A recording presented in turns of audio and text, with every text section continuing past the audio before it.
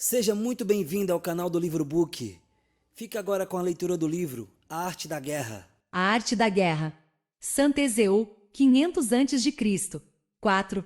Sobre a avaliação. Sanso disse: a guerra é de vital importância para o Estado. É o domínio da vida ou da morte, é o caminho para a sobrevivência ou a perda do império. É preciso manejá-la bem. Não refletir seriamente sobre tudo o que lhe concerne é dar prova de lastimável indiferença no que diz respeito à conservação ou à perda do que nos é mais querido, e isso não deve ocorrer entre nós.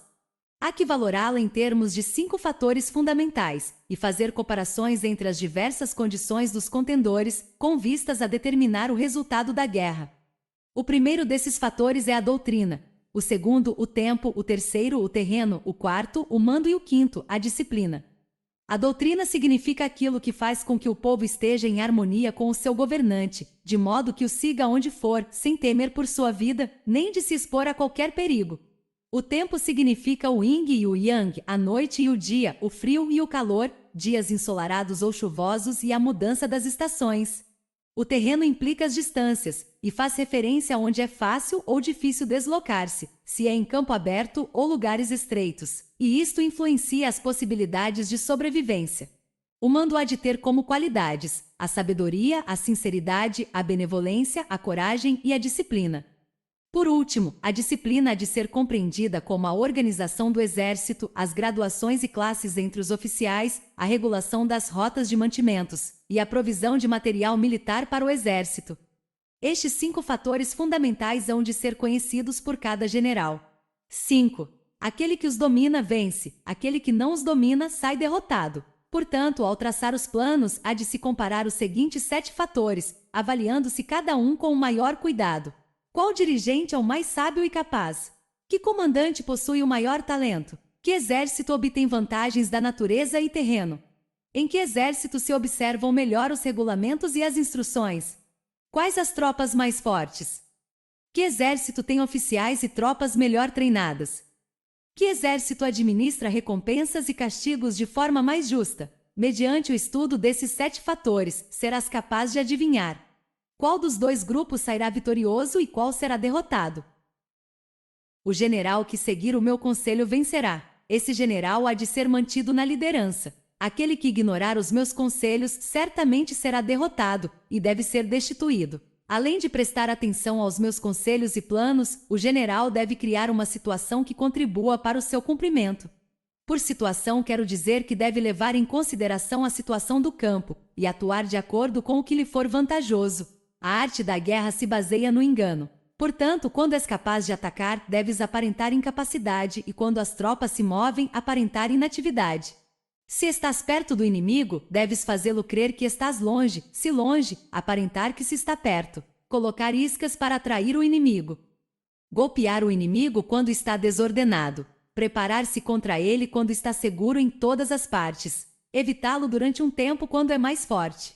Se teu oponente tem um temperamento colérico, tenta irritá-lo. Se é arrogante, trata de adular o seu ego. 6. Se as tropas inimigas se acham bem preparadas após uma reorganização, tenta desordená-las. Se estão unidas, semeia a dissensão entre suas fileiras. Ataca o inimigo quando não está preparado e aparece quando não te espera. Estas são as chaves da vitória pela estratégia.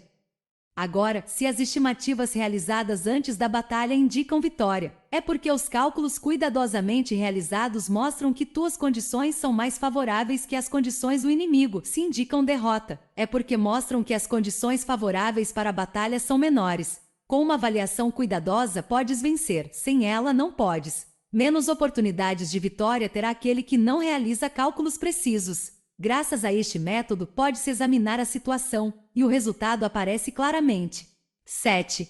Sobre o princípio das ações. Uma vez começada a batalha, ainda que estejas ganhando, se continuares por muito tempo, desanimarás as tuas tropas e embotarás a tua espada. Se estás sitiando uma cidade, esgotarás tuas forças. Se mantiveres o teu exército durante muito tempo em campanha, teus mantimentos se esgotarão.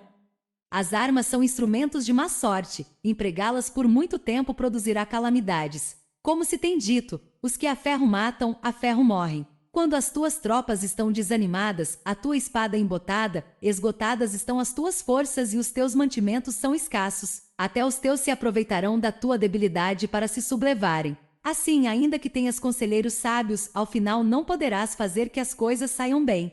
Por causa disso, tem-se ouvido falar de operações militares que são torpes e repentinas, porém nunca se viu nenhum especialista na arte da guerra que mantivesse a campanha por muito tempo. Nunca é benéfico para um país deixar que uma operação militar se prolongue por muito tempo.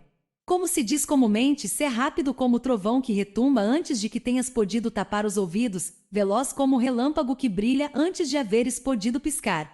Portanto, os que não são totalmente conscientes da desvantagem de servir-se das armas não podem ser totalmente conscientes das vantagens de utilizá-las.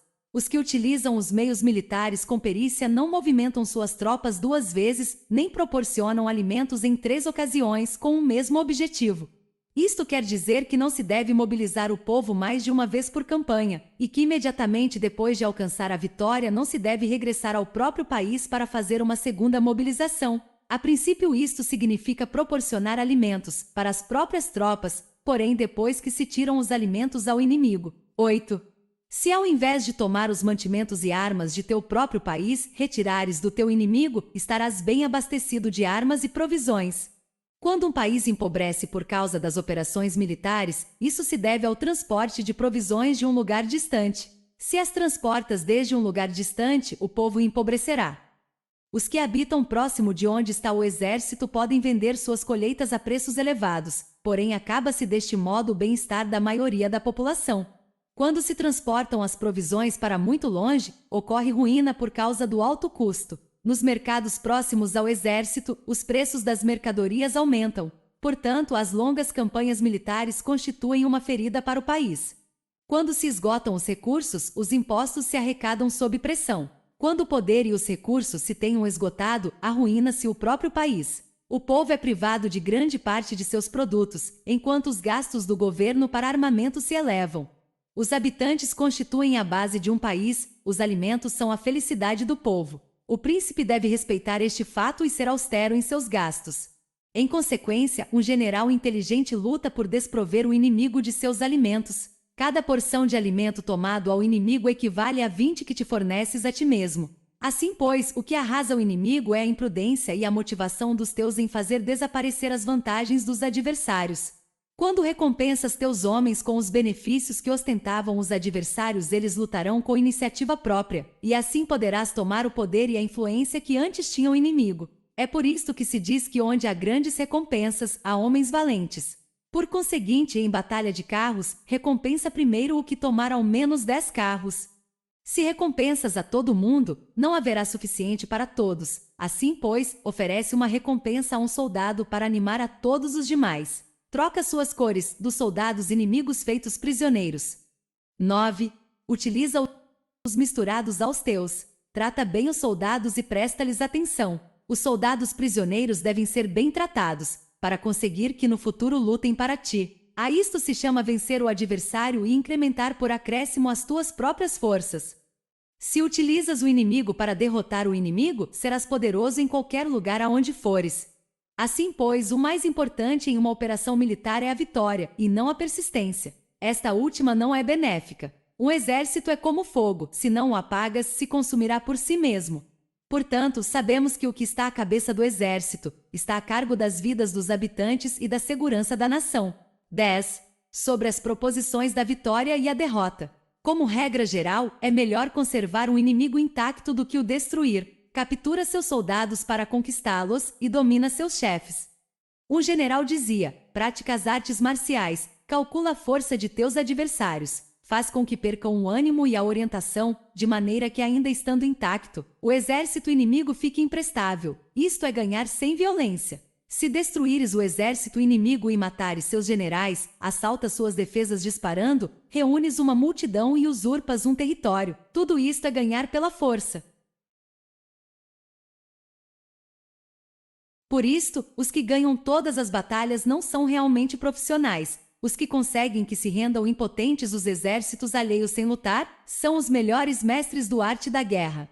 Os guerreiros superiores atacam enquanto os inimigos estão projetando seus planos. logo desfazem suas alianças.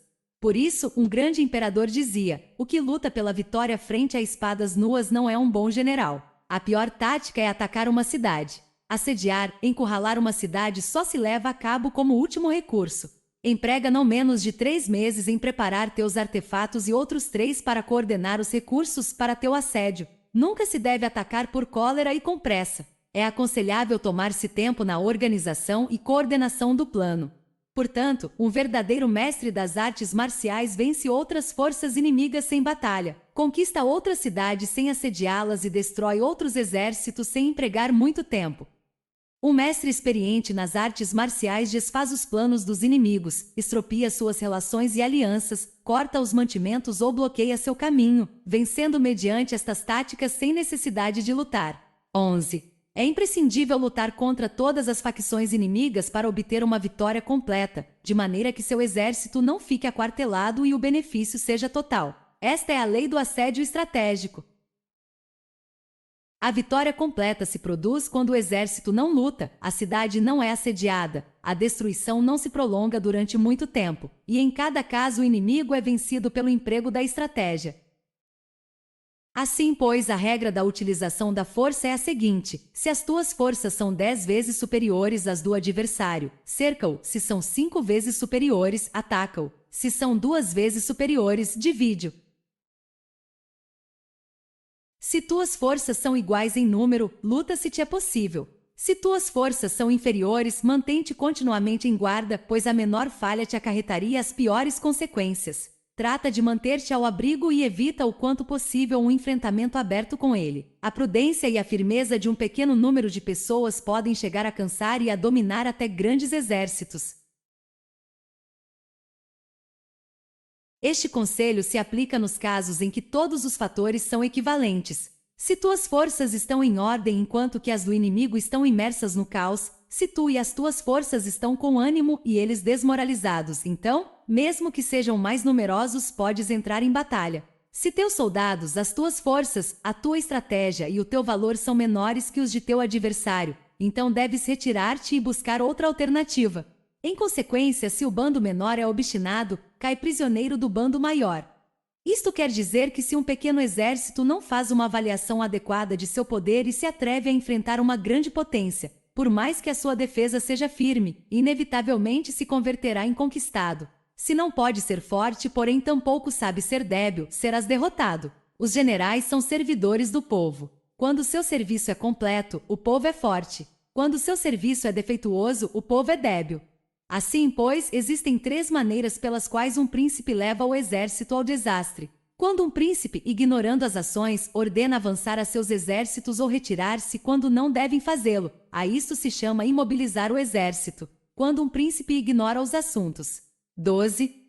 Militares, porém, compartilham em pé de igualdade o mando do exército, os soldados acabam confusos. Quando o príncipe ignora como levar a cabo as manobras militares, porém compartilha por igual sua direção, os soldados estão vacilantes. Uma vez que os exércitos estão confusos e vacilantes, iniciam os problemas procedentes dos adversários. A isto se chama perder a vitória por transtornar o aspecto militar. Se tentas utilizar os métodos de um governo civil para dirigir uma operação militar, a operação será confusa. Triunfam aqueles que sabem quando lutar e quando esperar. Sabem discernir quando utilizar muitas ou poucas tropas. Possuem tropas cujas categorias têm o mesmo objetivo. Enfrentam com preparativos os inimigos desprevenidos. Têm generais competentes e não limitados por seus governos civis. Estas 5 são as maneiras de conhecer o futuro vencedor. Falar que o príncipe seja o que dá as ordens em tudo é como o general solicitar permissão ao príncipe para poder apagar um fogo. Quando for autorizado, já não restam senão cinzas. Se conheces os demais e te conheces a ti mesmo, nem em 100 batalhas correrás perigo. Se não conheces os demais, porém te conheces a ti mesmo, perderás uma batalha e ganharás outra. Se não conheces aos demais, nem te conheces a ti mesmo, correrás perigo em cada batalha. 13. Sobre a medida na disposição dos meios. Antigamente, os guerreiros especialistas se faziam a si mesmos invencíveis em primeiro lugar, e depois aguardavam para descobrir a vulnerabilidade de seus adversários. Fazer-te invencível significa conhecer-te a ti mesmo. Aguardar para descobrir a vulnerabilidade do adversário significa conhecer o outro. A invencibilidade está em ti mesmo, a vulnerabilidade no adversário. Por isto, os guerreiros especialistas podem ser invencíveis, porém não podem fazer que seus adversários sejam vulneráveis.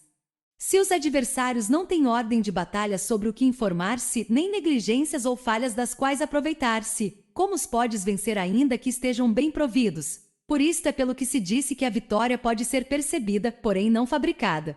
A invencibilidade é uma questão de defesa, a vulnerabilidade, uma questão de ataque. Enquanto não tenhas observado vulnerabilidades na ordem de batalha dos adversários, oculta tua própria formação de ataque e prepara-te para ser invencível, com a finalidade de preservar-te. Quando os adversários têm ordens de batalha vulneráveis, é o momento de sair e atacá-los. A defesa é para tempos de escassez, o ataque para tempos de abundância. Os especialistas em defesa se escondem nas profundezas da terra, os especialistas em manobras de ataque se escondem nas mais elevadas alturas do céu. Desta maneira podem proteger-se e lograr a vitória total. Em situações de defesa, cala as vozes e elimina os cheiros, escondidos como fantasmas e espíritos sob terra, invisíveis para todo mundo. Em situações de ataque, o teu movimento é rápido e o teu grito. 14. Fulgurante e veloz como o trovão e o relâmpago para que teus adversários não possam se preparar mesmo que venham do céu. Prever a vitória quando qualquer um pode conhecer não constitui verdadeira destreza. Todos elogiam a vitória ganha em batalha, porém essa vitória não é realmente tão boa. Todos elogiam a vitória na batalha, porém o verdadeiramente desejável é poder ver o mundo do sutil e dar-se conta do mundo do oculto, até o ponto de ser capaz de alcançar a vitória onde não exista forma. Não se requer muita força para levantar um cabelo, não é necessário ter uma vista aguda para ver o sol e a lua, nem se necessita ter muito ouvido para escutar o retumbar do trovão. O que todos conhecem não se chama sabedoria. A vitória sobre os demais obtida por meio da batalha não se considera uma boa vitória. Antigamente, os que eram conhecidos como bons guerreiros venciam quando era fácil vencer. Se só és capaz de assegurar a vitória depois de enfrentar um adversário em um conflito armado, essa vitória é uma dura vitória. Se fores capaz de ver o sutil e de perceberes o oculto, e rompendo antes da ordem de batalha, a vitória assim obtida é uma vitória fácil. Em consequência, as vitórias dos bons guerreiros se destacam por sua inteligência ou sua bravura. Assim, pois, as vitórias que se ganham em batalha não são devidas à sorte. Essas vitórias não são casualidades, senão que são devidas a ter se situado previamente em posição de poder ganhar com seguridade, impondo-se sobre os que já tinham perdido de antemão. A grande sabedoria não é algo óbvio, o mérito grande não se anuncia. Quando és capaz de ver o sutil, é fácil ganhar. Que tem isto que ver com a inteligência ou a bravura? Quando se resolvem os problemas antes que surjam, quem chama isto inteligência? Quando a vitória é sem batalha, quem fala de bravura? Assim, pois, os bons guerreiros tomam posição em um terreno no qual não podem perder, e não passam por alto as condições que fazem seu adversário inclinar-se à derrota. 15. Em consequência, um exército vitorioso ganha primeiro e inicia a batalha depois. Um exército derrotado luta primeiro e tenta obter a vitória depois. Esta é a diferença entre os que têm estratégia e os que não têm planos.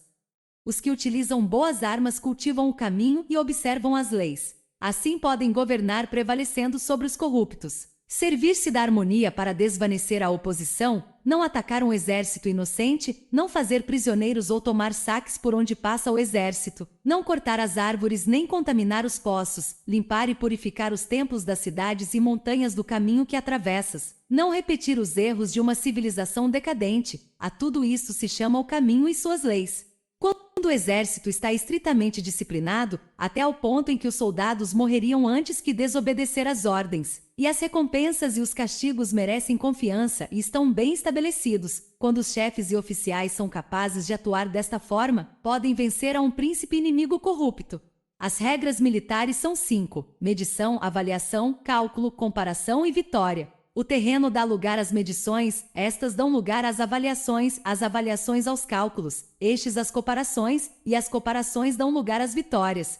Mediante comparações das dimensões podes conhecer onde há vitória ou derrota. Em consequência, um exército vitorioso é como 1 quilo comparado a 1 grama, um exército derrotado é como 1 grama comparado a 1 quilo.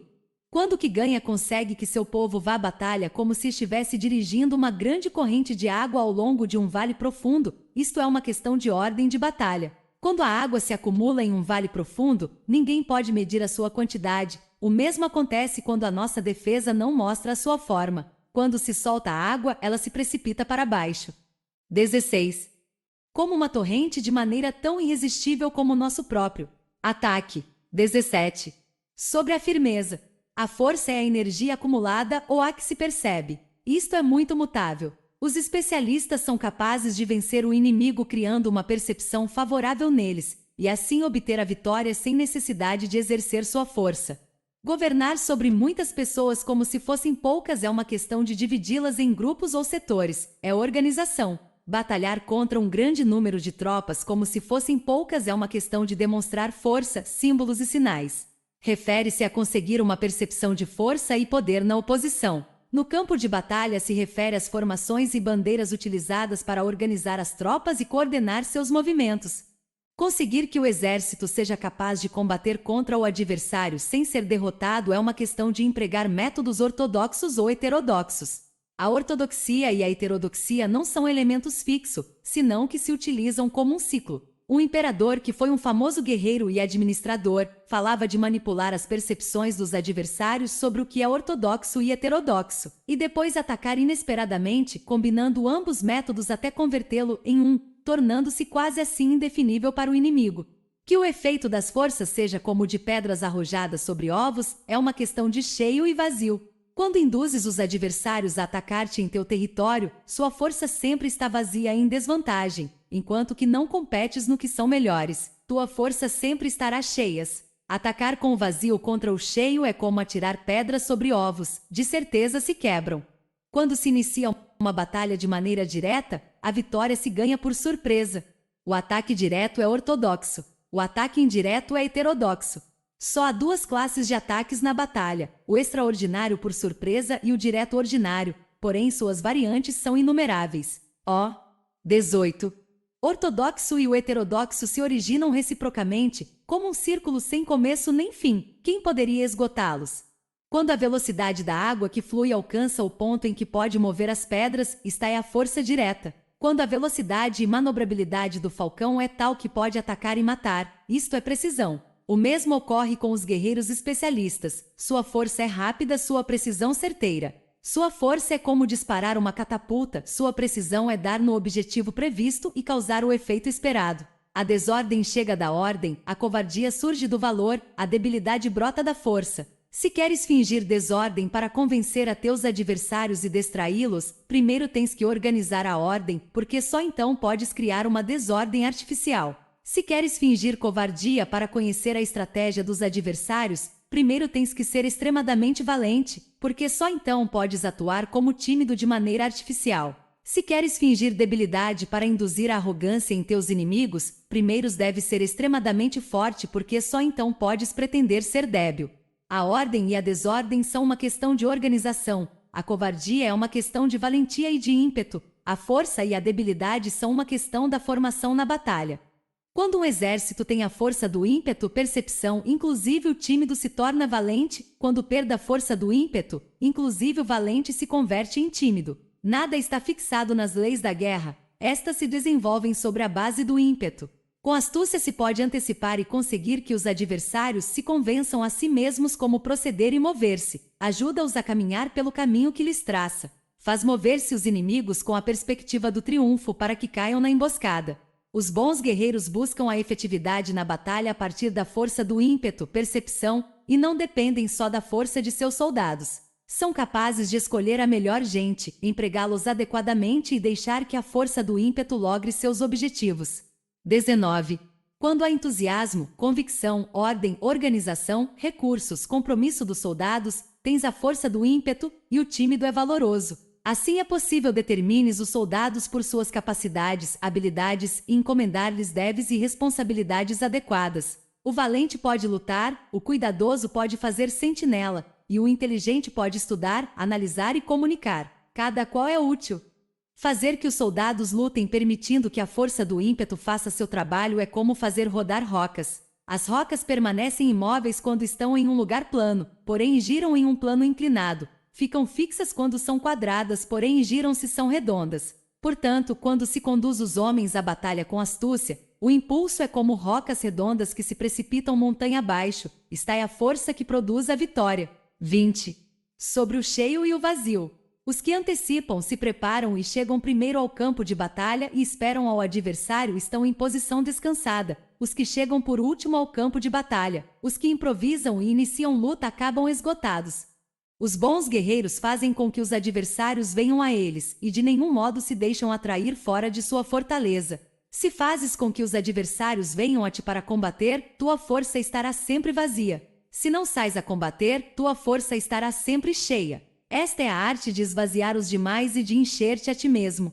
O que impulsiona os adversários a vir até a ti por própria decisão é a perspectiva de ganhar. O que desanima os adversários de ir até a ti é a probabilidade de sofrer danos. Quando os adversários estão em posição favorável, deves cansá-los. Quando estão bem alimentados, cortar os mantimentos. Quando estão descansando, fazer que se ponham em movimento. Ataca inesperadamente, fazendo que os adversários se esgotem correndo para salvar suas vidas. Interrompe suas provisões, arrasa seus campos e cortar suas vias de aprovisionamento. Aparece em lugares críticos e ataca donde menos se o esperem, fazendo que tenham que acudir ao resgate. Aparece onde não possam ir, dirige-te até onde menos esperem. Para deslocar-te centenas de quilômetros sem cansaço, atravessa terras despovoadas. Atacar um espaço aberto não significa só um espaço em que o inimigo não tem defesa. Enquanto sua defesa não seja estrita, o lugar não esteja bem guardado, os inimigos se dispersarão ante ti como se estivesses atravessando um território despovoado. Para tomar infalivelmente o que atacas, ataca donde não há defesa. Para manter uma defesa infalivelmente segura, defende onde não há ataque. 21. Assim, no caso dos que são especialistas em ataque, seus inimigos não sabem por onde atacar. Quando se cumprem as instruções, as pessoas são sinceramente leais e comprometidas, os planos e preparativos para a defesa implantados com firmeza, sendo tão sutil e reservado que não se revelam as estratégias de nenhuma forma, e os adversários se sentem inseguros, e sua inteligência não lhes serve para nada. Ser extremadamente sutil, discreto, até o ponto de não ter forma. Ser completamente misterioso e confidencial, até o ponto de ser silencioso. De esta maneira poderás dirigir o destino de teus adversários. Para avançar sem encontrar resistência, arremete por seus pontos débeis. Para retirar-te de maneira esquiva, se é mais rápido que eles. As situações militares se baseiam na velocidade. Chega como o vento, move-te como o relâmpago, e os adversários não poderão vencer-te. Portanto, quando queiras entrar em batalha, inclusive se o adversário está entrincheirado em posição defensiva, não poderá evitar lutar se atacas no lugar no que deve acudir irremediavelmente ao resgate. Quando não queiras entrar em batalha, inclusive se traças uma linha no terreno que queres conservar, o adversário não pode combater contigo porque lhe dás uma falsa pista. Isto significa que quando os adversários chegam para atacar-te, não lutas com eles, senão que estabeleces uma mudança estratégica para confundi-los e enchê-los de incertezas. Por conseguinte, quando induzes outros a efetuar uma formação, enquanto tu mesmo permaneces sem forma, estás concentrado, enquanto que teu adversário está dividido. Faz que os adversários vejam como extraordinário o que é ordinário para ti. Faz que vejam como ordinário o que é extraordinário para ti. Isto é induzir ao inimigo a efetuar uma formação. Uma vez vista a formação, 22. Do adversário, concentras tuas tropas contra ele. Como tua formação não está à vista, o adversário dividirá seguramente suas forças. Quando estás concentrado formando uma só força, enquanto o inimigo está dividido em 10, estás atacando uma concentração de 1 contra 10. Assim tuas forças superam as suas. Se podes atacar a uns poucos soldados com muitos, desanimarás o número de teus adversários. Quando estás fortemente entrincheirado, estás forte atrás de boas barricadas, e não deixas filtrar nenhuma informação sobre tuas forças. Sai fora sem informação precisa, ataca e conquista de maneira irrestrita. Não devem conhecer onde pensas liberar a batalha, porque quando não se conhece, o inimigo destaca muitos postos de vigilância, e no momento que se estabelecem numerosos postos só tens que combater contra pequenas unidades. Assim, pois, quando sua vanguarda está preparada, sua retaguarda é defeituosa, e quando sua retaguarda está preparada, sua vanguarda apresenta pontos débeis. As preparações de sua ala direita significarão carência em sua ala esquerda. As preparações por todas partes significará ser vulnerável por todas partes. Isto significa que quando as tropas estão de guarda em muitos lugares, estão forçosamente espalhadas em pequenas unidades. Quando se dispõe de poucos soldados, se está na defensiva contra o adversário, o que dispõe de muitos faz que o inimigo tenha que defender-se. Quanto mais defesas induzes a adotar a teu inimigo, mais debilitado ele ficará. Assim, se conheces o lugar e a data da batalha, podes acudir a ela mesmo que estejas a 1000 quilômetros de distância. Se não conheces o lugar e a data da batalha, então teu flanco esquerdo não pode salvar ao direito, tua vanguarda não pode salvar a tua retaguarda e tua 23. Retaguarda não pode salvar a tua vanguarda, nem mesmo em um território de umas poucas dezenas de quilômetros. Se tens muitas mais tropas que os demais, como pode ajudar-te este fator para obter a vitória? Se não conheces o lugar e a data da batalha, mesmo que tuas tropas sejam mais numerosas que as deles, como podes saber se vais ganhar ou perder? Assim, pois, se disse que a vitória pode ser criada. Se fazes que os adversários não saibam o lugar e a data da batalha, sempre podes vencer. Inclusive, se os inimigos são numerosos, pode fazer-se que não entrem em combate. Portanto, faz tua valoração sobre eles para averiguar seus planos e determinar que estratégia pode ter êxito e qual não. Incita-os à ação para descobrir qual é o esquema geral de seus movimentos e descansa. Faz algo por ou contra eles para ter sua atenção, de maneira que possas atraí-los, descobrir seus hábitos de comportamento de ataque e de defesa. Induza-os a adotar formações específicas, para conhecer seus pontos fracos. Isto significa utilizar muitos métodos para confundir e perturbar o inimigo com o objetivo de observar suas formas de resposta para ti. Depois de tê-las observado, age em consequência, de maneira que pode saber que classe de situações significam vida e quais significam morte. Testes para averiguar seus pontos fortes e seus pontos débeis. Portanto, o ponto final da formação de um exército é chegar à não forma. Quando não tens forma, os informadores não podem descobrir nada, já que a informação não pode criar uma estratégia. Uma vez que não tens forma perceptível, não deixas pegadas que possam ser seguidas. Os informadores não encontram nenhuma fresta por onde olhar e os que estão a cargo da planificação não podem estabelecer nenhum plano realizável. 24. A vitória sobre multidões mediante formações precisas deve ser desconhecida das multidões. Todo mundo conhece a forma que resultou em vencedor, porém ninguém conhece a forma que assegurou a vitória. Em consequência, a vitória na guerra não é repetitiva, senão que adapta sua forma continuamente. Determinar as mudanças apropriadas significa não repetir as estratégias prévias para obter a vitória. Para consegui-la, posso adaptar-me desde o princípio a qualquer formação que os adversários possam adotar. As formações são como a água. A natureza do água é evitar o alto e ir para baixo. A natureza dos exércitos é evitar o cheio e atacar o vazio. O fluxo do água está determinado pela terra. A vitória vem determinada pelo adversário. Assim, pois, um exército não tem formação constante, o mesmo que o água não tem forma constante. Se chama gênio a capacidade de obter a vitória cambiando e adaptando-se segundo o inimigo. 25. Sobre o enfrentamento direto e indireto. A regra ordinária para o uso do exército é que o mando do exército receba ordens das autoridades civis e depois reúne e concentra as tropas, aquartelando-as juntas. Nada é mais difícil que a luta armada. Lutar com outros cara a cara para conseguir vantagens é o mais árduo do mundo. A dificuldade da luta armada é fazer próximas as distâncias e converter os problemas em vantagens. Enquanto dás a aparência de estar muito longe, começa teu caminho e chegas antes que o inimigo. Portanto, fazes que sua rota seja larga, atraindo com a esperança de ganhar. Quando empreendes a marcha depois que os outros e chegas antes que eles, conheces a estratégia de fazer que as distâncias sejam próximas. Sirva-te de uma unidade especial para enganar ao inimigo, atraindo-o a uma falsa persecução, fazendo-o crer que o grosso de tuas forças está muito longe. Então, lanças uma força de ataque surpresa que chega antes, ainda que tenhas começado o caminho depois. Por conseguinte, a luta armada pode ser proveitosa e pode ser perigosa.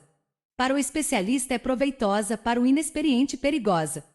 Mobilizar todo o exército para o combate para obter alguma vantagem tomaria muito tempo, porém combater por uma vantagem com o exército incompleto teria como resultado uma falta de recursos. Se te mobilizas rapidamente sem parar dia e noite, recorrendo o duplo da distância habitual, e se lutas por obter alguma vantagem a milhares de quilômetros, teus chefes militares serão feitos prisioneiros. Os soldados que sejam fortes chegarão ali primeiro, os mais cansados chegarão depois. Como regra geral, só o conseguirá um de cada 10. 26. Quando a rota é larga, as tropas se cansam. Se gastaram sua força na mobilização, chegam esgotadas enquanto que seus adversários estão frescos. Assim, pois, é seguro que serão atacadas. Combater por uma vantagem a 50 quilômetros de distância frustrará os planos do mando, e como regra geral, só a metade dos soldados o farão. Se combates para obter uma vantagem a 30 quilômetros de distância, só 2 de cada 3 soldados os recorrerão. Assim, pois, um exército perece se não está equipado, se não tem provisões ou se não tem dinheiro. Estas 3 coisas são necessárias. Não podes combater para ganhar com um exército não equipado ou sem provisões, o que o dinheiro facilita. Portanto, se ignoras os planos de teus rivais, não podes fazer alianças precisas. A menos que conheças as montanhas e os bosques, os desfiladeiros e os passos, e a condição dos pântanos, não podes manobrar com uma força armada. A menos que utilizes guias locais, não podes aproveitar-te das vantagens do terreno. Só quando conheces cada detalhe da condição do terreno podes manobrar e guerrear. Por conseguinte, uma força militar se usa segundo a estratégia prevista, se mobiliza mediante a esperança de recompensa, e se adapta mediante a divisão e a combinação.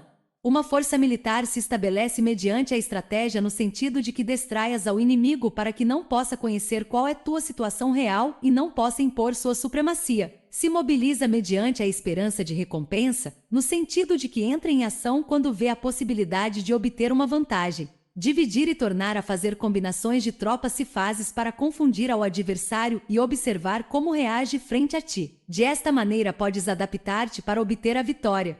27. Por isto, quando uma força militar se move com rapidez é como vento, quando vai lentamente é como bosque, é voraz como fogo e imóvel como as montanhas. É rápida como o vento no sentido que chega sem avisar e desaparece como relâmpago. É como um bosque porque tem uma ordem. É voraz como fogo que devasta uma planície sem deixar para trás sequer um ramo de erva. É imóvel como uma montanha quando se aquartela. É tão difícil de conhecer como a escuridão, seu movimento é como um trovão que retumba. Para ocupar um lugar, divide as tuas tropas. Para expandir teu território, divide benefícios. A regra geral das operações militares é desprover de alimentos ao inimigo tudo o que se possa. Em localidades onde as gentes não têm muito, é necessário dividir as tropas em grupos pequenos para que possam tomar em diversas partes o que necessitam, já que só assim terão suficiente. Quanto a dividir o saque, significa que é necessário reparti-lo entre as tropas para guardar o que foi conquistado, não deixando que o inimigo o recupere. Age depois de ter feito estimativas. Ganha o que conhece primeiro à medida do que está longe e o que está próximo. Esta é a regra geral da luta armada. O primeiro que faz o movimento é o convidado, o último é o anfitrião. O convidado o tem difícil, o anfitrião o tem fácil. Perto e longe significam deslocamento. O cansaço, a fome e frio surgem do deslocamento.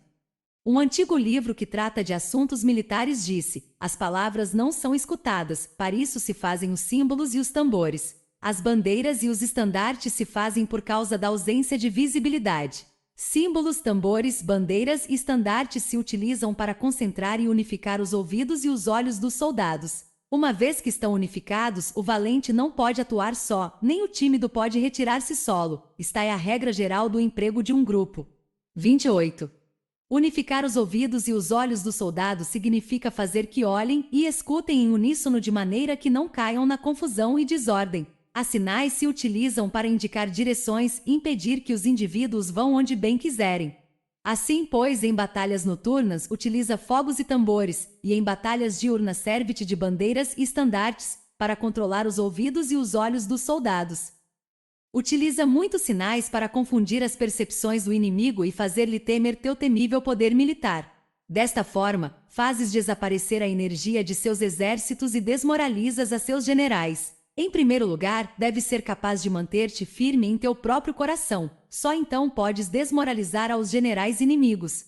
Por isto, a tradição afirma que os habitantes de outros tempos tinham a firmeza para desmoralizar, e a antiga lei dos que conduziam carros de combate dizia que quando a mente original é firme, a energia fresca é vitoriosa. Deste modo, a energia da manhã está cheia de ardor, a do meio-dia decai e a energia da noite se retira. Em consequência, os especialistas no manejo das armas preferem a energia entusiasta, atacam a decadente e a que se bate em retirada. São eles os que dominam a energia. Qualquer débil no mundo se dispõe a combater em 1 minuto caso se sinta animado, porém quando se trata realmente de tomar as armas e de entrar em batalha, é possuído pela energia. Quando esta energia se desvanece, deter-se-á, estará assustado e se arrependerá de haver começado. Utilizar a ordem para enfrentar a desordem, utilizar a calma para enfrentar-se com os que se agitam, isto é dominar o coração. A menos que teu coração esteja totalmente aberto e tua mente em ordem, não podes esperar ser capaz de adaptar-te a responder sem limites, a manejar os acontecimentos de maneira infalível, a enfrentar dificuldades graves inesperadas sem te perturbar, dirigindo cada coisa sem confusão. 29. Dominar a força é esperar os que vêm de longe, aguardar com toda a comodidade os que se tenham fatigado, e com o estômago saciado os famintos. Isto é o que se quer dizer quando se fala em atrair a outros até onde estás, ao tempo que evita ser induzido a ir até onde eles estejam. Evitar a confrontação contra formações de combate bem ordenadas e não atacar grandes batalhões constitui o domínio da adaptação. Portanto, a regra geral das operações militares é não enfrentar uma grande montanha nem se opor ao inimigo de costas a esta. Isto significa que se os adversários estão em um terreno elevado, não deves atacá-los costa acima, e que quando efetuam uma carga costa abaixo, não deves fazer-lhes frente. Não persigas os inimigos quando fingem uma retirada, nem ataques tropas experientes. Se os adversários fogem de repente antes de esgotar sua energia, seguramente há emboscadas esperando para atacar tuas tropas. Neste caso, deves reter a teus oficiais para que não se lancem em sua perseguição.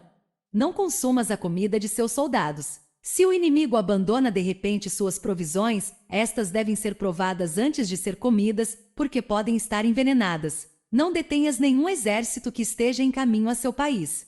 Sob estas circunstâncias, um adversário lutará até a morte. Há que deixar-lhe uma saída a um exército cercado. Mostra-lhes uma maneira de salvar a vida para que não estejam dispostos a lutar até a morte, e assim poderás aproveitar para atacá-los. Não pressiones um inimigo desesperado. Um animal esgotado seguirá lutando, pois essa é a lei da natureza. Estas são as leis das operações militares. 30. Sobre as 9 mudanças. No geral, as operações militares estão sob ordens do governante civil para dirigir ao exército. O general não deve erguer seu acampamento em terreno difícil. Deixa que se estabeleçam relações diplomáticas nas fronteiras. Não permaneças em um território árido nem isolado. Quando te achas em terreno fechado, prepara alguma estratégia e mova-te. Quando te achares em terreno mortal, luta. Terreno fechado significa que existem lugares escarpados que te rodeiam por todas partes, de maneira que o inimigo tem mobilidade, que pode chegar e ir-se com liberdade, porém a ti é difícil sair e voltar. Cada rota deve ser estudada para que seja melhor. Há rotas que não deves usar, exércitos que não devem de ser atacados, cidades que não devem ser sitiadas, terrenos sobre os que não se deve combater e ordens de governantes civis que não devem ser obedecidas. Em consequência, os generais que conhecem as variáveis possíveis para aproveitar-se do terreno sabem como manejar as forças armadas. Se os generais não sabem como adaptar-se de maneira vantajosa, mesmo que conheçam a condição do terreno, não podem aproveitar-se dele. Se estão ao mando de exércitos, porém ignoram as artes da total adaptabilidade, mesmo que conheçam o objetivo a lograr, não podem fazer que os soldados lutem por ele. Se és capaz de ajustar a campanha de modo que mude conforme ao ímpeto das forças, então a vantagem não muda e os únicos que são prejudicados são os inimigos. Por esta razão, não existe uma estrutura permanente. Se podes compreender totalmente este princípio, podes fazer que os soldados atuem na melhor forma possível. Portanto, as considerações da pessoa inteligente sempre incluem o analisar objetivamente o benefício e o prejuízo, quando considera o 31. Benefício, sua ação se expande. Quando considera o dano, seus problemas podem resolver-se. O benefício e o dano são interdependentes e os sábios os têm em conta. Por isso, o que retira os adversários é o dano, o que os mantém Ocupados é a ação, e o que lhes motiva é o benefício. Cansa os inimigos mantendo-os ocupados e não deixando-lhes respirar. Porém, antes lográ-lo, tens que realizar previamente teu próprio labor. Esse trabalho consiste em desenvolver um exército forte, um povo próspero, uma sociedade harmoniosa e uma maneira ordenada de viver. Assim, pois, a norma geral das operações militares consiste em não contar com que o inimigo não acuda, se não confiar em ter os meios de enfrentá-lo. Não contar com que o adversário não ataque, se não confiar em possuir o que não pode ser atacado. Se podes recordar sempre o perigo quando estás a salvo e o caos em tempos de ordem, permanece atento ao perigo e ao caos enquanto não tenham, todavia, forma, e evita-os antes de que se apresentem. Esta é a melhor estratégia de todas. Por isto, existem 5 riscos que são perigosos nos generais. Os que estão dispostos a morrer podem perder a vida. Os que querem preservar a vida podem ser feitos prisioneiros. Os que são dados a apaixonamentos irracionais podem ser ridicularizados. Os que são muito puritanos podem ser desonrados. Os que são compassivos podem ser perturbados. Se te apresentas em um lugar que com toda segurança os inimigos se precipitarão a defender, as pessoas compassivas se apressarão invariavelmente a resgatar seus habitantes, causando a si mesmas problemas e cansaço. Estes são 5 riscos que constituem defeitos nos generais e que são desastrosos para as operações militares. Os bons generais são diferentes. Comprometem-se até a morte, porém não se aferram à esperança de sobreviver. Atuam de acordo com os acontecimentos, em forma racional e realista sem deixar-se levar por 32.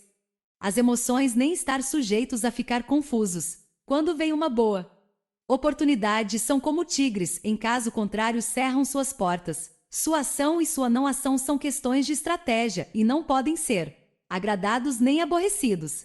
33. Sobre a distribuição dos meios. As manobras militares são o resultado dos planos e estratégias na maneira mais vantajosa para ganhar, determinam a mobilidade e eficiência das tropas. Se vais colocar teu exército em posição de observar ao inimigo, atravessa rápido as montanhas e vigia-os de um vale. Considera o efeito da luz e mantenha-te na posição mais elevada do vale. Quando combateres numa montanha, ataca de cima para baixo e não o contrário. Combate estando costa abaixo e nunca costa acima. Evita que a água dívida tuas forças, afasta-te das condições desfavoráveis o quanto antes. Não enfrentes os inimigos dentro da água, é conveniente deixar que passem a metade de suas tropas e nesse momento dividi-las e atacá-las. Não te situes rio abaixo. Não caminhes contra da corrente nem contra o vento. Se acampas na beira de um rio, teus exércitos podem ser surpreendidos de noite, empurrados para se afogar ou se lhes pode colocar veneno na corrente. Tuas barcas não devem ser amarradas corrente abaixo, para impedir que o inimigo aproveite a corrente lançando seus barcos contra ti. Se atravessa pântanos, faça-o rapidamente. Se te encontras frente a um exército em meio de um pântano, permanece próximo de suas plantas aquáticas ou respaldado pelas árvores.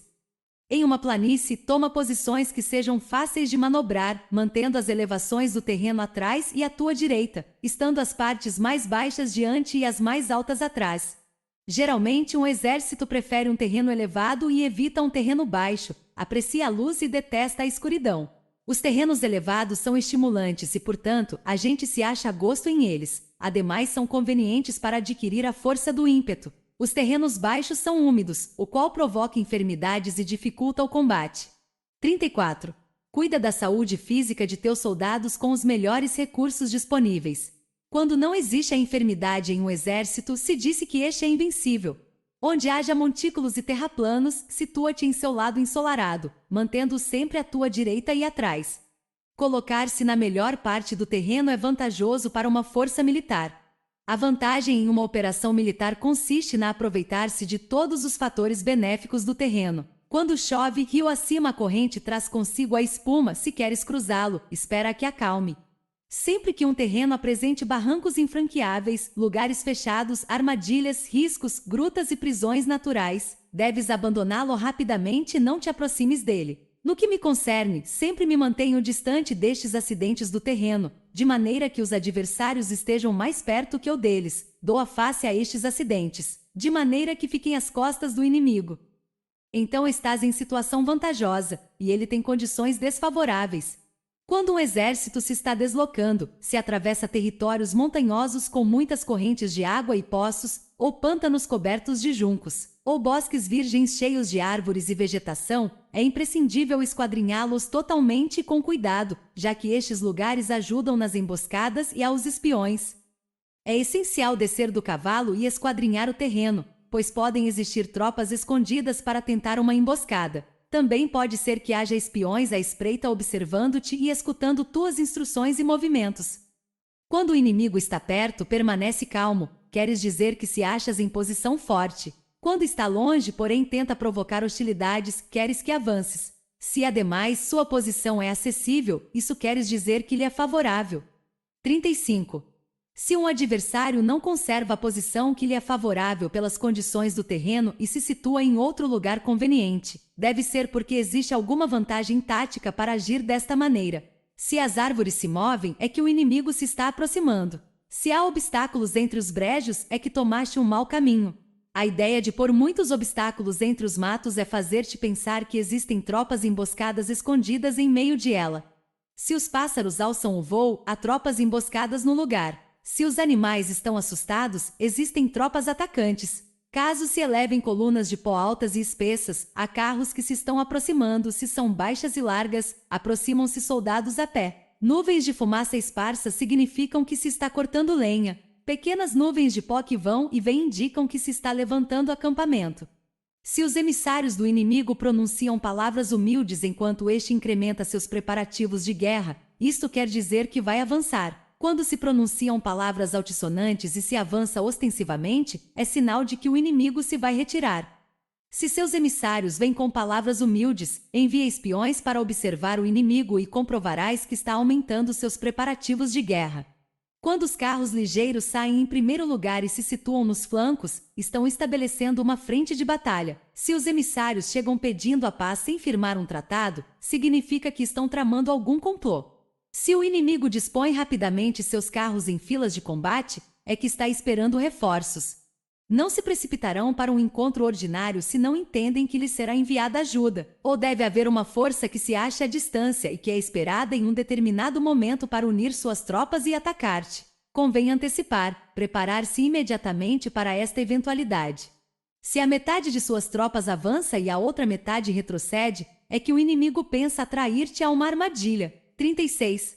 O inimigo está fingindo neste caso confusão e desordem para incitar-te a que avances. Se os soldados inimigos se apoiam uns nos outros, é que estão famintos. Se os aguadores bebem em primeiro lugar, é que as tropas estão sedentas. Se o inimigo vê uma vantagem, porém não a aproveita, é que está cansado. Se os pássaros se reúnem no campo inimigo, é que o lugar está vazio. Se há pássaros sobrevoando uma cidade, o exército fugiu. Se são produzidas chamadas noturnas, é que os soldados inimigos estão atemorizados, têm medo e estão inquietos, e por isso chamam uns aos outros. Se o exército não tem disciplina, isto quer dizer que o general não é levado a sério. Se os estandartes se movem, é que está sumido na confusão. Há sinais que são usados para unificar o grupo. Assim, pois, caso se desloquem de lá para cá sem ordem nem concerto, significa que suas fileiras estão confusas. Se seus emissários mostram irritação, significa que estão cansados. Se matam seus cavalos para obter carne, é que os soldados carecem de alimentos. Quando não têm marmitas e não voltam a seu acampamento, são inimigos completamente desesperados. Se produzem murmurações, faltas de disciplina e os soldados falam muito entre si, queres dizer que foi perdida a lealdade da tropa. As murmurações descrevem a expressão dos verdadeiros sentimentos. As faltas de disciplina indicam problemas com os superiores. Quando o mando perdeu a lealdade das tropas, os soldados se falam com franqueza sobre os problemas com seus superiores. 37. Se outorgam numerosas recompensas, é que o inimigo se acha em um beco sem saída. Quando se ordenam demasiados castigos, é que o inimigo está desesperado. Quando a força de seu ímpeto está esgotada, outorgam constantes recompensas para ter contentes os soldados, para evitar que se rebelem em massa. Quando os soldados estão tão esgotados que não podem cumprir as ordens, são castigados uma e outra vez para restabelecer a autoridade. Ser violento no princípio e terminar depois temendo os próprios soldados é o cúmulo da inépcia. Os emissários que acodem com atitude conciliatória indicam que o inimigo quer uma trégua. Se as tropas inimigas enfrentam-te com ardor, porém demoram um momento de entrar em combate sem abandonar não obstante o terreno, deves observá-los cuidadosamente. estão preparando um ataque por surpresa. Em assuntos militares, não é necessariamente mais benéfico ser superior em forças, só evitar atuar com violência desnecessária. É suficiente com consolidar teu poder, fazer estimações sobre o inimigo e conseguir reunir tropas. Isso é tudo. O inimigo que atua isoladamente, que carece de estratégia e que toma a dianteira a seus adversários, inevitavelmente acabará sendo derrotado. Se teu plano não contém uma estratégia de retirada ou posterior ao ataque, senão que confias exclusivamente na força de teus soldados, e tomas a dianteira a teus adversários sem valorar sua condição, com toda segurança cairás prisioneiro.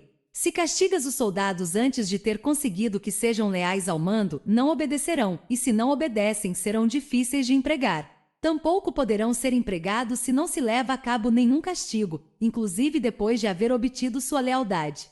38. Quando existe um sentimento profundo de apreço e confiança, e os corações dos soldados estão vinculados ao mando, se relaxares a disciplina, os soldados se tornarão arrogantes e será impossível usá-los. Portanto, dirige-os mediante a arte civilizada e unifica-os mediante as artes marciais. Isso significa uma vitória contínua. Arte civilizada significa humanidade, e artes marciais significam regulamentos. Mandar-lhes com humanidade e benevolência, unificá-los de maneira estrita e firme. Quando a benevolência e a firmeza são evidentes, é possível estar seguro da vitória. Quando as ordens se dão de maneira clara, sensata e consequente, as tropas as aceitam. Quando as ordens são confusas, contraditórias e mudam a toda hora, as tropas não as aceitam ou não as entendem. Quando as ordens são razoáveis, justas, sensatas, claras e consequentes, existe uma satisfação recíproca entre o líder e o grupo. 39. Sobre a topologia. Alguns terrenos são fáceis, outros difíceis, alguns neutros, outros estreitos, acidentados ou abertos. Quando o terreno seja acessível, seja o primeiro a estabelecer tua posição, escolhendo as alturas ensolaradas, uma posição que seja adequada para transportar os mantimentos, assim terás vantagem quando fores à batalha. Quando estiveres em terreno difícil de sair, estás limitado. Neste terreno, se teu inimigo não está preparado, podes vencer se segues adiante. Porém, se o inimigo está preparado e segues adiante, terás muitas dificuldades para retornar de novo a ele, o que contará contra ti. Quando é um terreno desfavorável para ambos, disse que é um terreno neutro. Em um terreno neutro, inclusive se o adversário te oferece uma vantagem, não te aproveites de ela. Retira-te, induzindo a sair a metade das tropas inimigas, e então cai sobre ele aproveitando-te desta condição favorável. Em um terreno estreito, se és o primeiro a chegar, deves ocupá-lo totalmente e esperar o adversário. Se ele chega antes, não o persiga se bloqueia os desfiladeiros. Persiga-o só se não os bloqueia. Em terreno acidentado, se és o primeiro a chegar, deves ocupar seus pontos altos e ensolarados e esperar o adversário. Se este já os ocupou antes, retirar-te e não o persigas. Em um terreno aberto, a força do ímpeto se encontra igualada, e é difícil provocar-lhe a combater de maneira desvantajosa para ele. Entender estas 6 classes de terreno é a responsabilidade principal do general, e é imprescindível considerá-los. Estas são as configurações do terreno. Os generais que as ignoram saem derrotados. Assim, pois, entre as tropas estão as que fogem, que se retraem, as que se derrubam, as que se rebelam e as que são derrotadas. Nenhuma destas circunstâncias constituem desastres naturais, senão que são devidas aos erros dos generais. 40. As tropas que têm o mesmo ímpeto, porém que atacam em proporção de 1 contra 10, saem derrotadas. Os que têm tropas fortes, porém cujos oficiais são débeis, ficam retraídos. Os que têm soldados débeis ao mando de oficiais fortes, ver-se-ão em apuros. Quando os oficiais superiores estão encolerizados e são violentos, e enfrentam o inimigo por sua conta e por despeito, e quando os generais ignoram suas capacidades, o exército desmoronará. Como norma geral, para poder vencer ao inimigo, todo o mando militar deve ter uma só intenção e todas as forças militares devem cooperar. Quando os generais são débeis e carecem de autoridade, quando as ordens não são claras, quando oficiais e soldados não têm solidez e as formações são anárquicas, produz-se revolta. Os generais derrotados são aqueles que são incapazes de analisar aos adversários, entram em combate com forças superiores em número ou melhor equipadas, e não selecionam as suas tropas segundo seus níveis de preparação. Se emprega soldados sem selecionar os preparados dos não preparados, os arrojados e os timoratos, estás buscando tua própria derrota. Estas são as 6 maneiras de ser derrotado. A compreensão de estas situações é a responsabilidade suprema dos generais e devem ser consideradas. A primeira é não equilibrar o número de forças, a segunda, a ausência de um sistema claro de recompensas e castigos, a terceira, a insuficiência de treinamento, a quarta é a paixão irracional, a quinta é a ineficácia da lei de ordem, e a sexta é a falha em não selecionar os soldados fortes e resolutos.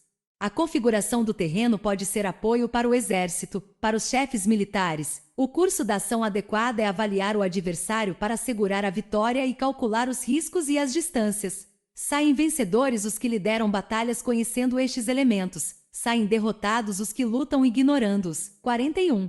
Portanto, quando as leis da guerra assinalam uma vitória segura, é claramente apropriado começar batalha, inclusive se o governo tenha dado ordens de não atacar. Se as leis da guerra não indicam uma vitória segura, é adequado não entrar em batalha, mesmo que o governo tenha dado a ordem de atacar. Deste modo se avança sem pretender a glória, se ordena a retirada sem evitar a responsabilidade, com o único propósito de proteger a população e em benefício também do governo. Assim se presta um serviço valioso à nação. Avançar e retirar-se contra das ordens do governo não se faz em interesse pessoal, senão para salvaguardar as vidas da população e no autêntico benefício do governo. Servidores de este talhe são muito úteis para um povo. Olha por teus soldados como olhas a um recém-nascido, assim estarão dispostos a seguir-te até os vales mais profundos. Cuida de teus soldados como cuidas de teus queridos filhos, e morrerão gostosamente contigo. Porém, se és tão amável com eles que não os podes utilizar, se és tão indulgente que não lhes podes dar ordens, tão informal que não podes discipliná-los, teus soldados serão como crianças mimadas e, portanto, imprestáveis. As recompensas não devem ser usadas sós, nem deve confiar-se somente nos castigos. Caso contrário, as tropas, como crianças mimadas, se acostumam a desfrutar ou a ficar ressentidas por tudo. Isto é danoso e os torna imprestáveis. Se sabes que teus soldados são capazes de atacar, porém ignoras se o inimigo é invulnerável a um ataque, tens só a metade de possibilidades de ganhar. Se sabes que teu inimigo é vulnerável a um ataque, porém ignoras se teus soldados são capazes de atacar, só tens a metade de possibilidades de ganhar. Se sabes que o inimigo é vulnerável a um ataque, e teus soldados podem levá-lo a cabo, porém ignoras se a condição do terreno é favorável para a batalha, tens a metade de probabilidades de vencer. Portanto, os que conhecem as artes marciais não perdem tempo quando efetuam seus movimentos, nem se esgotam quando atacam. Devido a isto se diz que quando conheces a ti mesmo e conheces os 42. Demais, a vitória não é um perigo, quando conheces o céu e a terra. A vitória é inesgotável. 43. Sobre as 9 classes de terreno. Conforme as leis das operações militares, existem 9 classes de terreno. Se lutam entre si em seu próprio território, a este se lhe chama terreno de dispersão. Quando os soldados estão apegados à sua casa e combatem próximo de seu lar, podem ser dispersados com facilidade. Quando penetras em território alheio, porém não o fazes em profundidade, a este se chama território ligeiro. Isto significa que os soldados podem regressar facilmente. O território que pode resultar-te vantajoso se o tomas, e vantajoso ao inimigo se é ele quem o conquista, se chama terreno-chave. Um terreno de luta inevitável é qualquer penetração defensiva ou passo estratégico. Um território igualmente acessível para ti e para os demais se chama terreno de comunicação. O território que está rodeado por 3 territórios rivais e és o primeiro a proporcionar livre acesso a ele a todos se chama terreno de interseção. O terreno de interseção é aquele ao que convergem as principais vias de comunicação unindo-as entre si, seja o primeiro em ocupá-lo, e os demais terão que pôr-se a teu lado. Se o obtens, te encontras seguro, se o perdes, corres perigo. Quando penetras em profundidade em um território estranho, e deixas atrás muitas cidades e povos, a este terreno se chama difícil. É um terreno do qual é difícil regressar. Quando atravessas montanhas com bosques, desfiladeiros abruptos ou outros acidentes difíceis de atravessar, a isto se chama terreno desfavorável. 44. Quando o acesso é estreito e a saída é tortuosa, de maneira que uma pequena unidade inimiga pode atacar-te, mesmo que tuas tropas sejam mais numerosas, a este se chama terreno cercado. Se és capaz de uma grande adaptação, podes atravessar este território. Se só podes sobreviver em um território lutando com rapidez, e se é fácil morrer se não o fazes, a este se chama terreno mortal. As tropas que se encontram em um terreno mortal estão na mesma situação que se encontrassem numa barca que afunda ou em uma casa ardendo. Assim, pois, não combatas em um terreno de dispersão, não te detenhas em um terreno ligeiro, não ataques em um terreno-chave, ocupado pelo inimigo, não deixes que tuas tropas sejam divididas em um terreno de comunicação. Em terrenos de interseção, estabelece comunicações. Em terrenos difíceis, entra com provisões. Em terrenos desfavoráveis, continua marchando. Em terrenos cercados, faz planos. Em terrenos mortais, luta. Em um terreno de dispersão, os soldados podem fugir. Um terreno ligeiro é quando os soldados penetram em território inimigo, todavia não têm as costas cobertas. Por isso, suas mentes não estão realmente concentradas e não estão atentas para a batalha. Não é vantajoso atacar ao inimigo em um terreno-chave. O que é vantajoso é chegar primeiro a ele. Não se deve permitir que fique isolado o terreno de comunicação para poder servir-se das rotas de mantimentos. Em terrenos de interseção, estarás a salvo se estabeleces alianças, se as perdes, te encontrarás em perigo. Em terrenos difíceis, entrar com provisões significa reunir todo o necessário para estar ali muito tempo. Em terrenos desfavoráveis, já que não podes entrincheirar-te nele, deves apressar-te em sair. Em terrenos cercados, introduz táticas de surpresa. Se as tropas caem em um terreno mortal, todos lutarão de maneira espontânea. Por isso se disse, situa as tropas em um terreno mortal e sobreviverão. 45. Os que eram antes considerados como especialistas na arte da guerra eram capazes de fazer que o inimigo perdesse contato entre sua vanguarda e sua retaguarda, a confiança entre as grandes e as pequenas unidades, o interesse recíproco pelo bem-estar dos diferentes linhas, o apoio mútuo entre governantes e governados, o alistamento de soldados e a coerência de seus exércitos. Estes especialistas entravam em ação quando lhes era vantajoso e se retraíam em caso contrário. Introduziam mudanças para confundir ao inimigo, atacando-os aqui e ali, aterrorizando-os e semeando entre eles a confusão, de tal maneira que não lhes davam tempo para fazer planos. Poder-se-ia perguntar como enfrentar forças inimigas numerosas e bem organizadas que se dirigem até a ti. A resposta é dar-lhes em primeiro lugar algo que apreciem, e depois te escutarão. A rapidez de ação é o fator essencial da condição da força militar, aproveitando-se dos erros dos adversários, desviando-os por caminhos que não esperam e atacando quando não estão em guarda. Isto significa que para aproveitar-se da falta de preparação, de visão e de cautela dos adversários, é necessário atuar com rapidez e que se vacilas, esses erros não te servirão de nada. Numa invasão, por regra geral, quanto mais se adentram os invasores no território estranho, mais fortes se fazem, até o ponto de que o governo nativo não pode expulsá-los. Escolhe campos férteis, e as tropas terão suficiente para comer. Cuida de sua saúde e evita o cansaço, consolida sua energia, aumenta sua força. Que os movimentos de tuas tropas e a preparação de teus planos sejam insondáveis. Consolida a energia mais entusiasta de tuas tropas, economiza as forças restantes, mantém em segredo tuas formações e teus planos, permanecendo insondável para os inimigos, e espera que se produza um ponto vulnerável para avançar. Situa tuas tropas em um ponto que não tenha saída, de maneira que tenham que morrer antes de poder escapar. O que ante a possibilidade da morte não estarão dispostas a fazer. Os guerreiros dão então o melhor de suas forças, quando se acham ante um grave perigo. 46. Perdem o medo. Quando não há nenhum local onde ir, permanecem firmes. Quando estão totalmente implicados em um terreno, se aferram a ele. Se não têm outra opção, lutarão até o final. Por esta razão, os soldados estão vigilantes sem ter que ser estimulados, se alistam sem ter que ser chamados às fileiras, são amistosos sem necessidade de promessas, e se pode confiar neles sem necessidade de ordens. Isto significa que quando os combatentes se encontram em perigo de morte, seja qual seja seu risco, todos têm o mesmo objetivo e, portanto, estão alertas sem necessidade de ser estimulados, têm boa vontade de maneira espontânea e sem necessidade de receber ordens, e pode confiar-se de maneira natural neles sem promessas nem necessidade de hierarquia.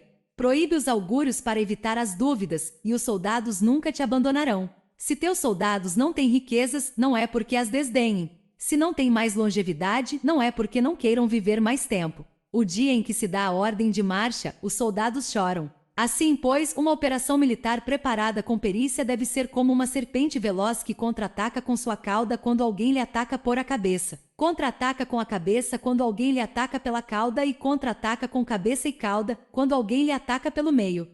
Esta imagem representa o método de uma linha de batalha que responde velozmente quando é atacada. O manual de 8 formações clássicas de batalha diz: faz da frente a retaguarda, faz da retaguarda à frente, com 4 cabeças e 8 caudas. Faz que a cabeça esteja em todas partes, e quando o inimigo arremete pelo centro, cabeça e cola acudirão ao resgate.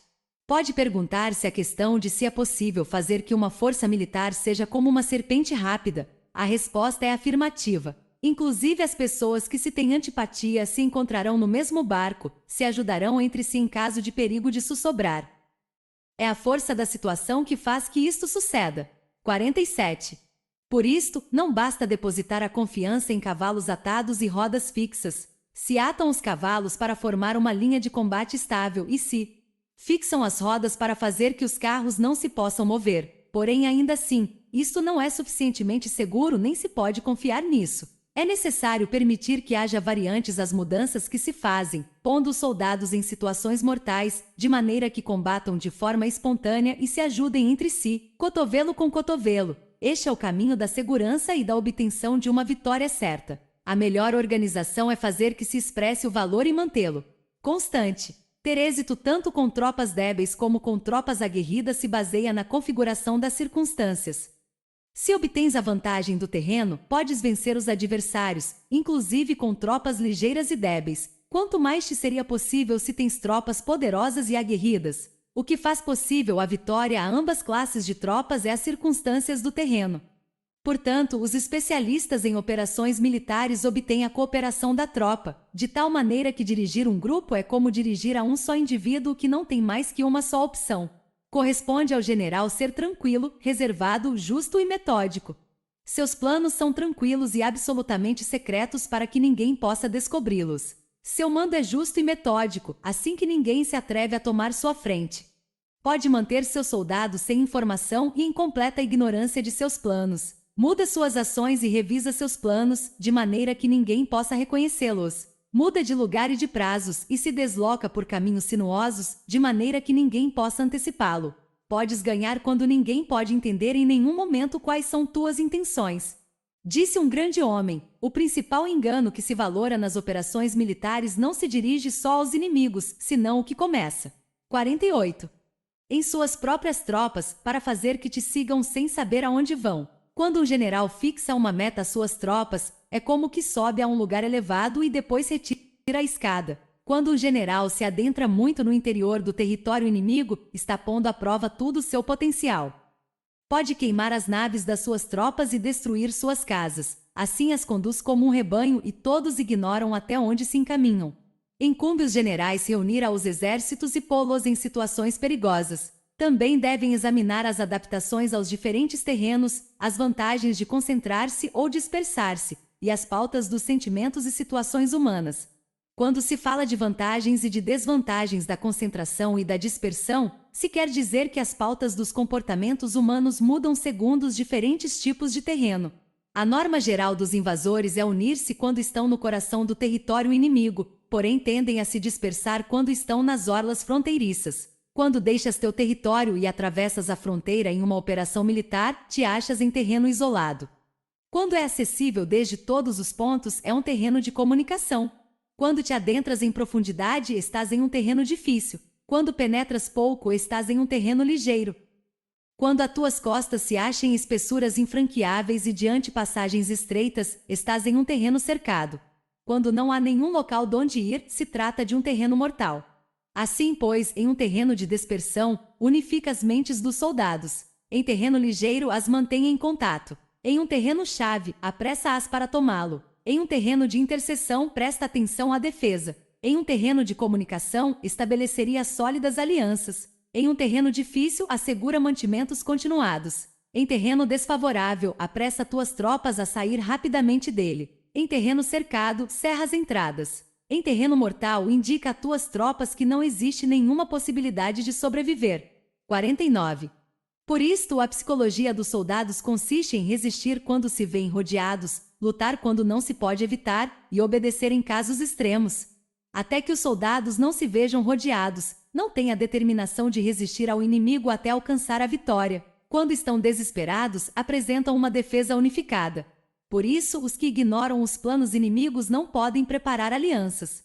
Os que ignoram as circunstâncias do terreno não podem fazer manobrar suas forças. Os que não utilizam guias locais não podem aproveitar-se do terreno. Os militares de um governo eficaz devem conhecer todos estes fatores. Quando o exército de um governo eficaz ataca um grande território, o povo não se pode unir. Quando seu poder supera os adversários, é impossível fazer alianças.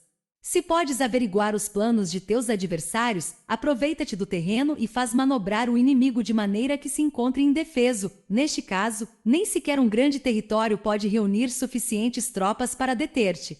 Portanto, se não lutas por obter alianças, não aumentas o poder de nenhum país, porém estendes tua influência pessoal ameaçando os adversários. Tudo isso faz com que o país e as cidades inimigas sejam vulneráveis. Outorga recompensas que não estejam reguladas e dá ordens incomuns. Considera a vantagem de outorgar recompensas que não tenham precedentes. Observa como o inimigo faz promessas sem ter em conta os códigos estabelecidos. Maneja as tropas como se fossem uma só pessoa. Emprega-as em tarefas reais, porém não lhes fale. Motiva-as com recompensas, porém não comente os possíveis prejuízos. Emprega teus soldados só em combater, sem comunicar-lhes tua estratégia. Deixe-os conhecer os benefícios que os esperam, porém não. 50. Lhes fales dos danos potenciais. Se a verdade se filtra, tua estratégia pode afundar. Se os soldados começam a preocupar-se, tornar-se-ão vacilantes e temerosos.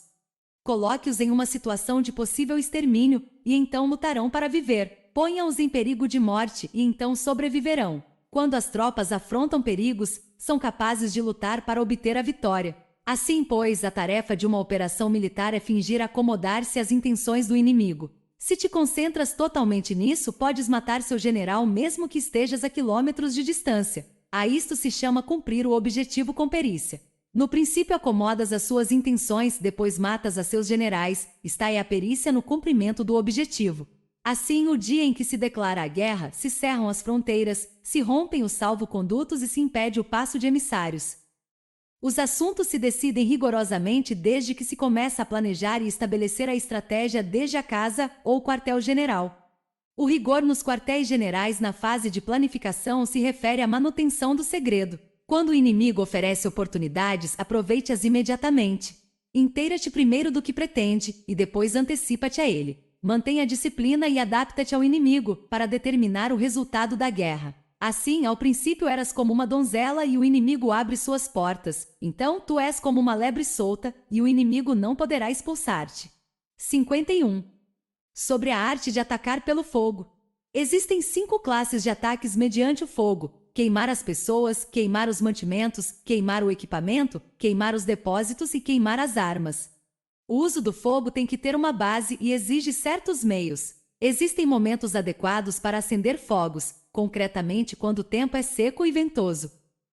Normalmente, em ataques mediante o fogo é imprescindível seguir as mudanças produzidas por este. Quando o fogo está dentro do acampamento inimigo, prepara-te rapidamente desde fora. Se o soldado se mantém em calma quando o fogo se inicia, espera e não ataques. Quando o fogo alcança seu ponto álgido, segue-o se podes, se não o espera.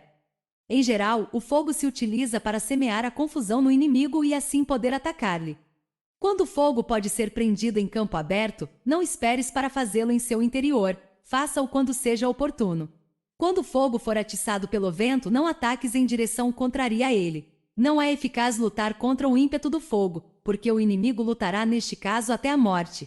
Se soprou vento durante o dia, à noite amainará. Um vento diurno cessará ao anoitecer, um vento noturno cessará ao amanhecer. Os exércitos devem saber que existem variantes das 5 classes de ataques mediante o fogo e adaptar-se a estas de maneira racional. Não basta saber como atacar os demais com fogo, é necessário saber como impedir que os demais te ataquem a ti.